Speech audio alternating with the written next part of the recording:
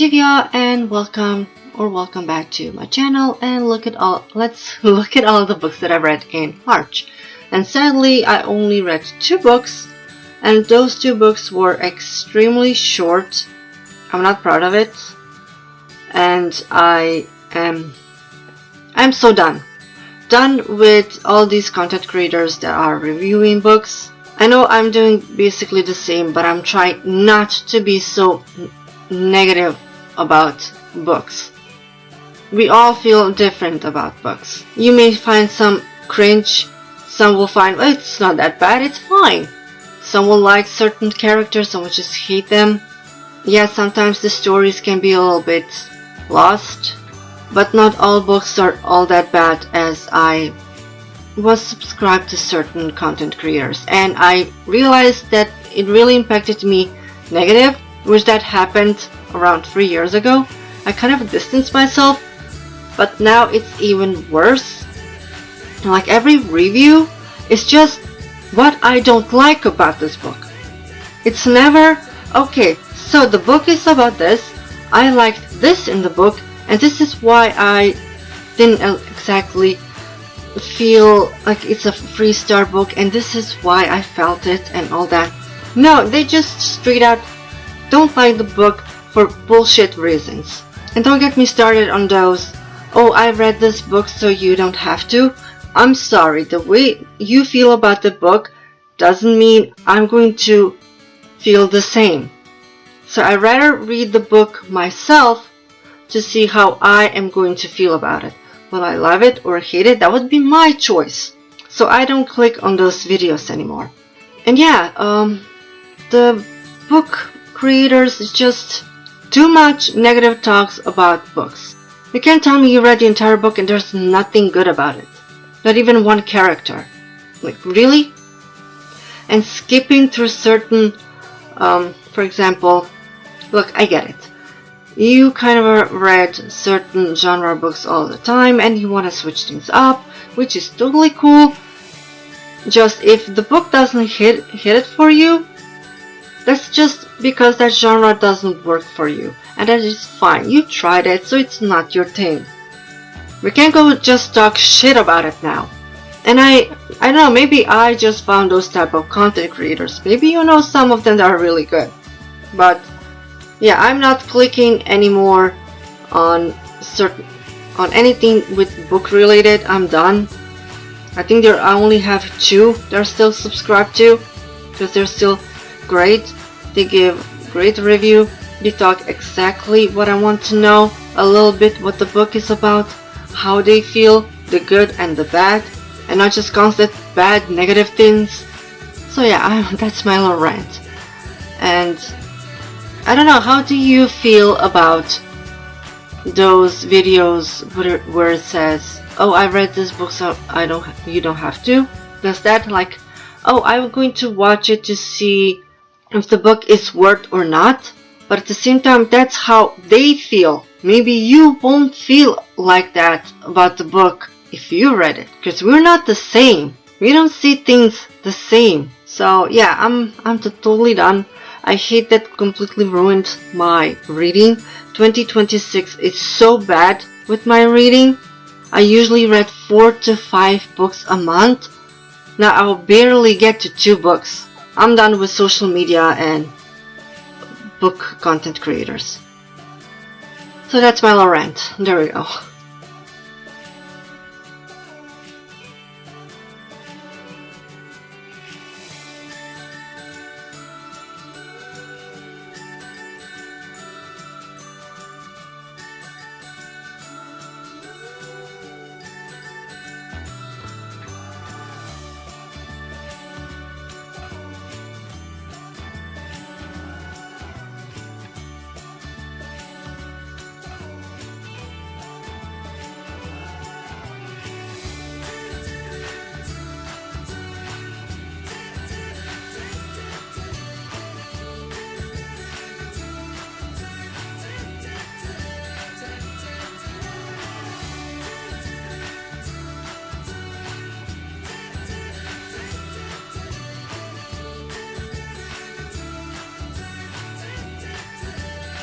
Alright, let's start with the first book.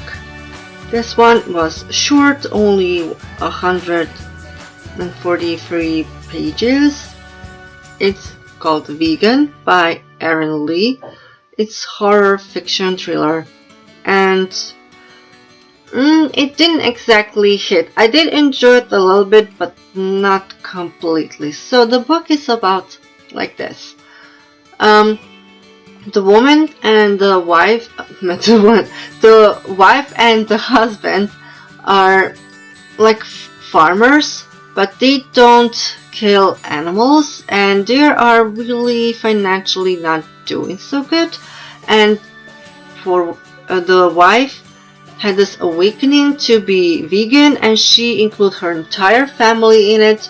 Even her husband was totally fine with it. The kids were not, but the kids are like not high school but college or something, and they're not there. So she decided for them to be vegan, not eating meat, and she's also extremely religious. But her religion is she is like a Christian, but she has her own little rules. So there's a problem when you go vegan. You need protein, and that's something that she didn't think about at first. And protein is important for our body, and so her husband was starting to get weaker and weaker. They went to the doctor's appointment, and the doctor said the protein is dangerously low, they need to get it back up.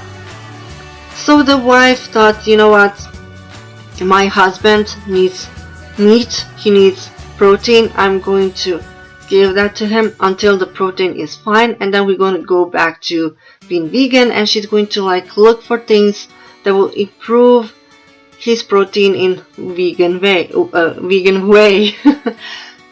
And for her to serve him with meat, you would think animals, but she said no, she is not going to kill animals.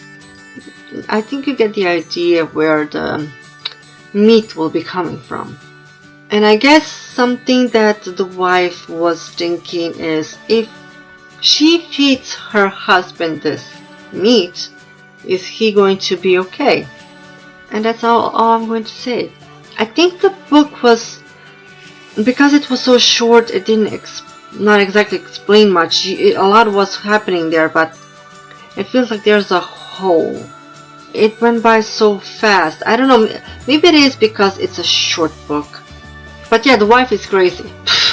That's all I'm going to say. The wife is crazy, and this vegan thing didn't work out for her, because the ending of the book, or where it was then going, it just didn't go up. It wasn't positive. It just kept going down. It didn't look good for her. That's all I'm going to say. I still did enjoy it. Just it feels like it's missing. The beginning was fine, but then I don't know, it kind of lost me, and I wasn't very much into it. Well, maybe you would be. Give it a shot. And we are in the last book, which is the continuing with Nick and Holly, but this time they're on vacation. So this is bound in CABO by Dana Isali. This is romance erotic, and the trope is age gap, like a huge age gap, just so you know. And since it's erotic, you can expect a lot of that.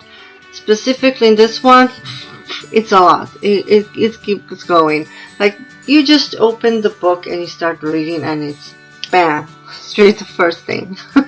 You're there. But yeah, they went on a holiday or vacation because Nick is planning to propose to Holly.